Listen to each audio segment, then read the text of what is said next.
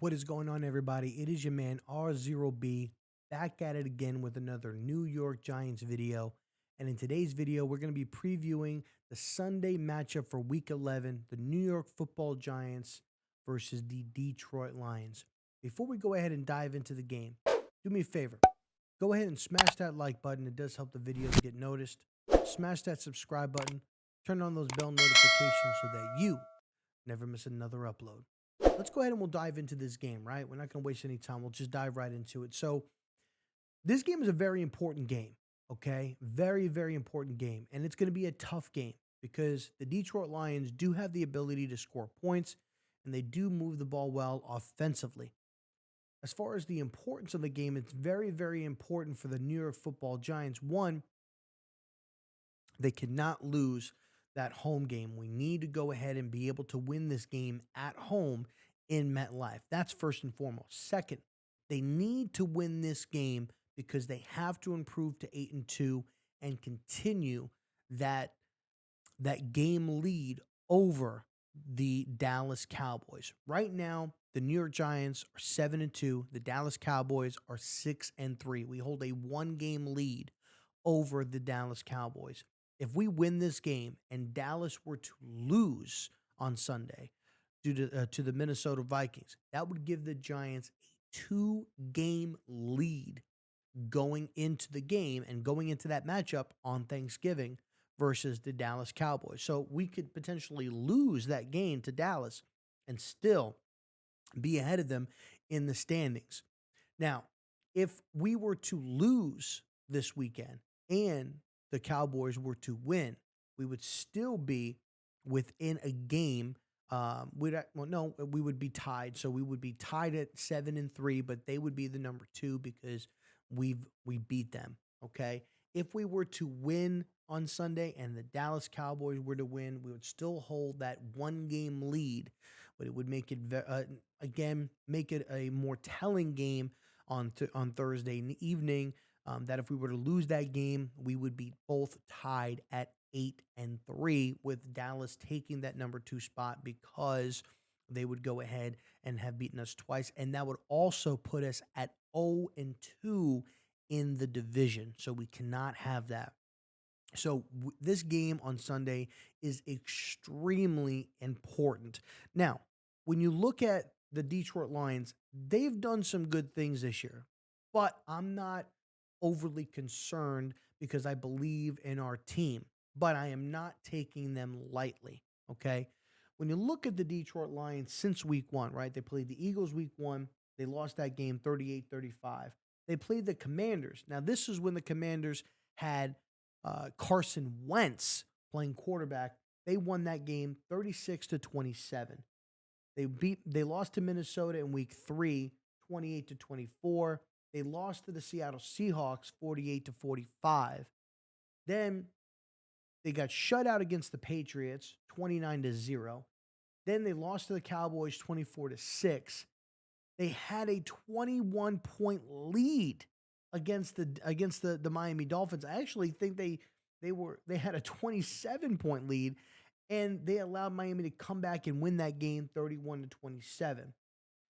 They won against the Packers 15-9, and then they won against the Bears 31-30. So that holds a record of 3-6. Now, in the week 1, you could call it week 1, right? But they've scored 30 plus points in 1, 2, 3 out of the last 10 games that they've played. Okay? They've scored 30 points in 3 out of the last 10 games that they've played, and they've scored over 25 points in 1. So they've scored under 30 points in 1, 2, 3, 4, 5 out of those 10 games, right? So I think they had a bye in week 6. So out of the 9 games that they've played, they played week 1, 2, 3, 4, 5, 7, 8, 9, and 10. So that's 9 games. So in those 9 games that they've played, they've scored under 30 points in 5 of those games, and they scored over 30 points in, I believe I said 4 of those games, right? 1, 2, 3, and 4.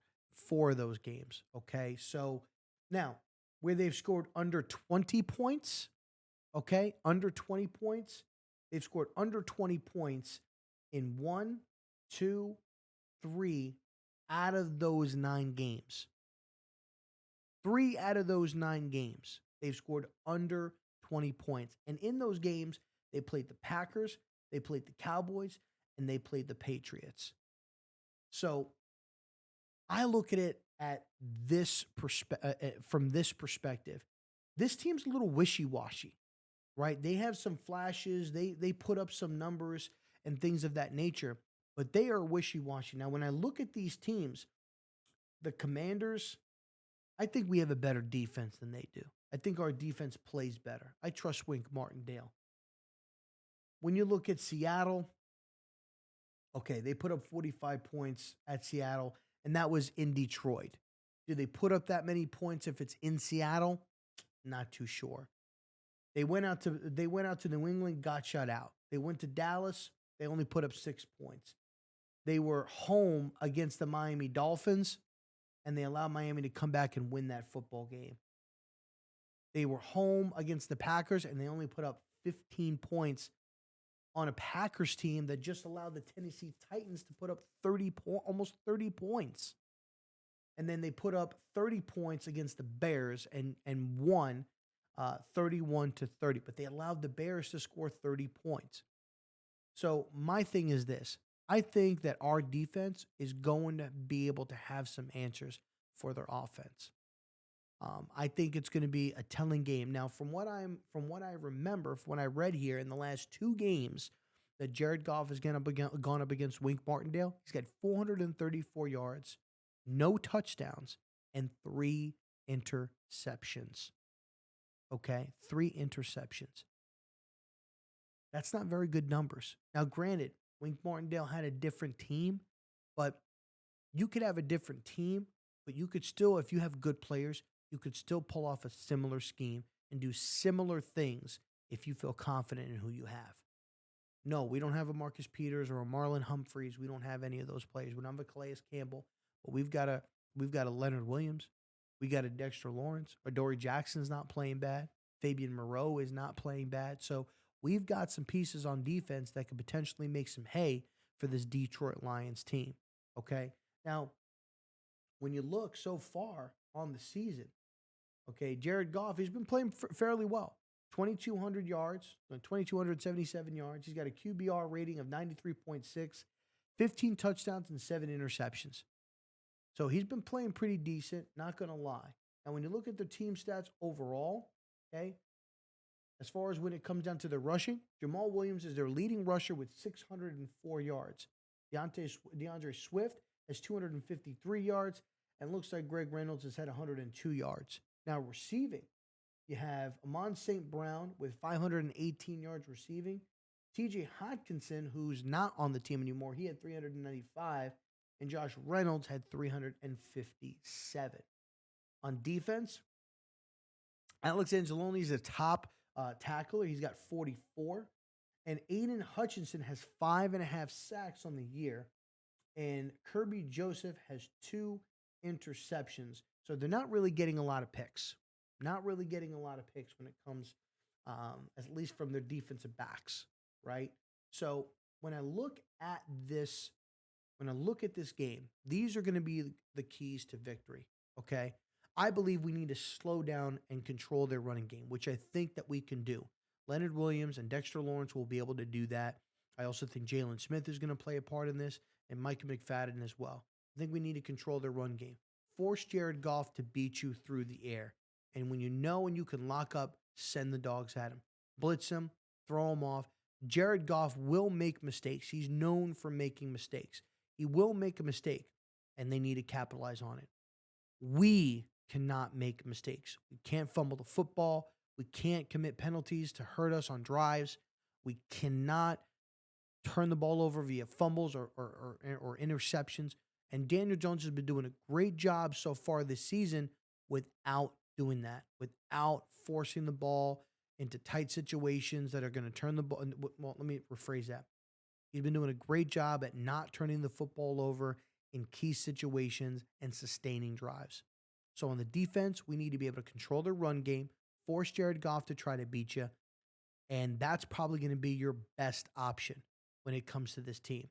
On the offensive side of the ball, they are not very good against the run.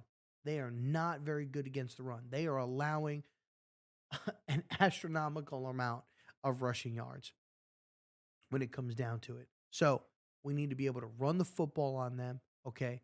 Now, I don't see them potentially maybe giving Barkley a big load, but at the same time, I think that they may. Now, they may try to not do that because of the quick turnaround. And the fact that we're going to go ahead and we play, Dallas on a short week. So they may not give him a full big workload. But I'm hoping that I can see a little bit more of Matt Breida, maybe a little bit of Gary Brightwell, and hopefully maybe Daniel Jones. This is a game where Daniel can use his legs a lot, and they rely on him. But offensively, they need to control the line of scrimmage. They need to control time of possessions. Don't commit turnovers. We need to be positive in the turnover ratio, meaning we need to be able to force turnovers on them. We need to be able to capitalize on that. So that's going to be our keys to victory right now. Run the football, control time of possession, don't make any mistakes. But Daniel Jones is going to have to maybe step it up a little bit this week. Okay, he's going to have to step it up a little bit this week, carry this team a little bit, and make some plays happen. It's going to be up to him to maybe make some plays through the pass and on the ground. Okay, and like I said, on the defensive side of the football, control the run, get after the quarterback, force some turnovers. Okay, 3-and-outs, 3rd-and-longs. We need to take it to them on the defensive side of football. We need to control that line of scrimmage, and we need to get after them. They have a really solid offensive line. They don't really run a lot of 12 or 13 personnel. They just run their standard 11 personnel. We need to take advantage of it, and we need to get after it. Force them to play our style of football. Force them to try to change how they're playing offensively because they need to commit to keeping our guys out of their backfield. All right? I'm going to pick the Giants to win this game. And I'm going to give you guys a score prediction. I'm going to predict the final score of this game to be 35-17 Giants. I think there's going to be a defensive touchdown. There's going to be a couple of turnovers. One of them is going to be a turnover for a touchdown. One of them is going to be a turnover that's going to be in lines territory, which leads to a score. And I think the offense themselves put up 21 points. Let me know in the comment section. How do you guys see the game playing out? What would you guys like to see from the Giants and the Lions game? Who do you think is going to be the key player to our success on Sunday? Let me know down in the comment section. If you guys liked the video, go ahead and smash that like button. Smash that like video. Smash that like button. It helps videos get noticed.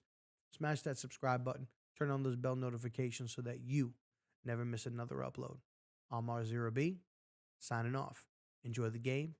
Go Giants.